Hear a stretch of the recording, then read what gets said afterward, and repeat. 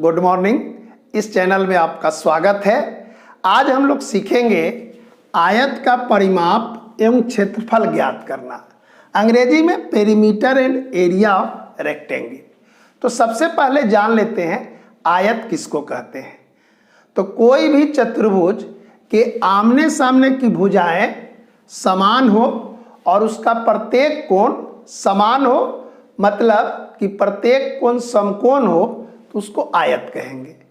यहाँ पर देखिए ए बी और सी डी समान है, 10 सेंटीमीटर इसका है और इसका भी 10 सेंटीमीटर है। ए डी और बी सी इस दोनों का माप भी क्या है, 8 सेंटीमीटर है और प्रत्येक कोण समान है, समकोण है। तो इसको क्या कहेंगे, इसको आयत कहेंगे। अब इसका परिमाप के लिए क्या करेंगे, सूत्र लिखते हैं कि परिमाप बराबर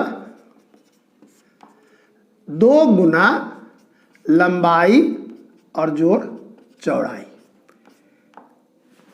तो यहां पर लंबाई है 10 सेंटीमीटर और चौड़ाई है 8 सेंटीमीटर। तो लिखेंगे 2 गुना 10 सेंटीमीटर जोड़ 8 सेंटीमीटर। 10 और 8 को जोड़ेंगे तो 18 सेंटीमीटर और इसमें 2 से गुना करेंगे 36 सेंटीमीटर। तो इस आयत का परिमाप निकला 36 सेंटीमीटर। अब इसका क्षेत्रफल निकालने के लिए सूत्र लगाते हैं, लंबाई में चौड़ाई से गुना कर देते हैं। क्षेत्रफल बराबर होगा लंबाई और गुना चौड़ाई। लंबाई है 10 सेंटीमीटर और चौड़ाई है 8 सेंटीमीटर। इस दोनों को गुना करेंगे 80 सेंटीमीटर स्क्वायर। ये दोनों सेंटीमीटर है तो दोनों गुना करेंगे तो सेंटीमीटर स्क्वायर। इसी को हिंदी में लिखेंगे तो 80 वर्ग सेंटीमीटर या लिखेंगे सेंटीमीटर का स्क्वायर, 80 सेंटीमीटर। तो इस तरह क्षेत्रफल निकालने के लिए क्या करेंगे, लंबाई में चौड़ाई से गुना कर देंगे और परिमाप के लिए लिखेंगे लंबाई और चौड़ाई जोड़ देंगे और उसमें 2 से गुना कर देंगे। तो बहुत आसान है क्षेत्रफल और परिमाप निकालना। प्रश्न में कुछ अलग भी दिया रहता है, इसको आप नोट कर लीजिए तो फिर बता रहे हैं। देखिए यहाँ एक प्रश्न है कि एक आयताकार खेत की लंबाई 48 मीटर, उसका विकर्ण 50 मीटर हो तो खेत का क्षेत्रफल ज्ञात कीजिए। खेत का हमको क्षेत्रफल ज्ञात करना है और क्षेत्रफल के लिए क्या चाहिए, लंबाई और चौड़ाई चाहिए। लेकिन यहाँ पर सिर्फ लंबाई दी गई है और विकर्ण दिया गया है। क्षेत्रफल के लिए क्या चाहिए, लंबाई और गुना चौड़ाई कर देते तो क्षेत्रफल निकल जाता, लेकिन यहाँ विकर्ण दिया गया है। तो चित्र को ध्यान से देखिए, ए बी सी डी एक आयत है और ए सी विकर्ण है।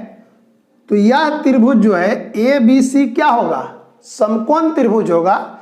तो समकोण त्रिभुज में यह भुजा क्या होगी, समकोण के सामने वाला कर्ण होगा और यह ए बी और बी सी समकोण को बना रहे हैं।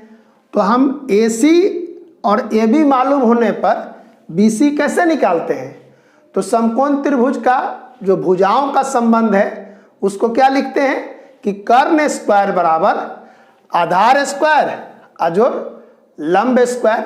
तो इसी के आधार पर हम बी सी का मान निकालेंगे।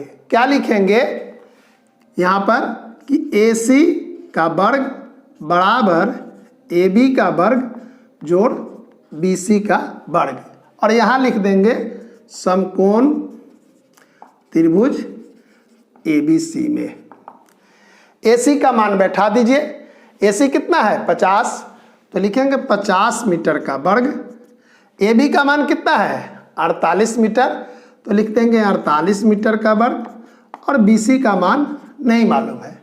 तो बी सी यहाँ इधर लिखेंगे बी सी स्क्वायर बराबर क्या होगा, इसमें से इसको घटा लेंगे तो यहाँ लिखेंगे 50 meter square 48 meter square. 50 meter का स्क्वायर करेंगे तो 2500 मीटर स्क्वायर और इसको करेंगे तो 2304 मीटर स्क्वायर। घटाएंगे तो 196 मीटर स्क्वायर। ये होगा 14 मीटर स्क्वायर का वर्ग होता है BC स्क्वायर। इसलिए BC बराबर कितना, 14 मीटर। तो लंबाई है 48 मीटर और चौड़ाई निकल गया 14 मीटर। तो अब क्षेत्रफल के लिए क्या करेंगे, क्षेत्रफल बराबर लिखेंगे लंबाई 48 मीटर और गुना चौड़ाई 14 मीटर। इस दोनों को गुना कर देंगे तो कितना होगा, 672 मीटर स्क्वायर। तो यहाँ क्षेत्रफल निकला 672 मीटर स्क्वायर। तो जिस सवाल में विकर्ण दिया रहेगा और लंबाई या चौड़ाई दिया रहेगा तो विकर्ण और लंबाई का गुना नहीं होगा, विकर्ण और लंबाई के सहायता से क्या करेंगे, चौड़ाई निकालेंगे और तब लंबाई और चौड़ाई में गुना करेंगे।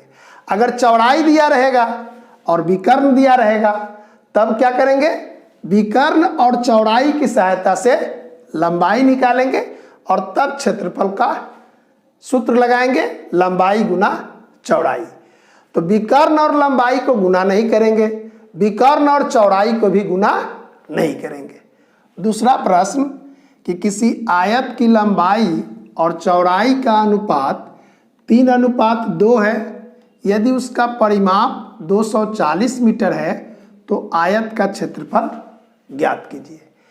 इस सवाल में भी लंबाई और चौड़ाई नहीं दिया गया है, क्या दिया गया है, परिमाप दिया गया है। परिमाप बराबर है 240 मीटर। लंबाई और चौड़ाई का अनुपात दिया गया है तो हम इसको कुछ मान लेंगे कि लंबाई बराबर होगा 3x तो चौड़ाई बराबर कितना होगा 2x। तो जहां भी अनुपात दिया रहेगा इस तरह का x या y लगाकर लंबाई और चौड़ाई लिखेंगे। परिमाप बराबर क्या होता है, तो परिमाप बराबर होता है 2 गुना लंबाई जोड़ चौड़ाई। इस तरह परिमाप दिया गया है 240 मीटर, 2 गुना लंबाई 3x और चौड़ाई 2x। इस दोनों को जोड़ेंगे तो 3 2 5x गुना 2 तो 10x बराबर 240 मीटर। तो x बराबर कितना, 240 बटा 10, ये हो जाएगा 24 मीटर। x का मान निकल गया 24 मीटर। तो लंबाई कितना है 3x, तो लंबाई हो जाएगा 3 गुना 24 मीटर यानी 72 मीटर और चौड़ाई होगा 2 गुना 24 मीटर 48 मीटर। अब लंबाई और चौड़ाई निकल गया तो क्षेत्रफल के लिए क्या करेंगे, सीधा इसमें गुना कर देंगे। तो लिखेंगे क्षेत्रफल बराबर लंबाई और गुना चौड़ाई। लंबाई हो गया 72 मीटर और चौड़ाई हो गया 48 मीटर।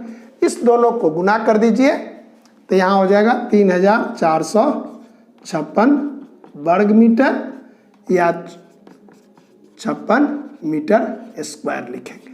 इस सवाल में परिमाप दिया गया था और लंबाई और चौड़ाई का अनुपात दिया गया था। तो अनुपात और परिमाप की सहायता से हम लंबाई निकाले, तब चौड़ाई निकाले और तब क्षेत्रफल के सूत्र में बैठाकर लंबाई और चौड़ाई को गुना किए, क्षेत्रफल निकला। तो जहाँ भी हमको क्षेत्रफल निकालना होगा तो हमको लंबाई और चौड़ाई मालूम करेंगे, तब इस सूत्र का उपयोग करेंगे। परिमाप निकालना होगा, वहाँ भी लंबाई और चौड़ाई ज्ञात करेंगे, दोनों को जोड़ देंगे और 2 से गुना करेंगे तो परिमाप निकल जाएगा।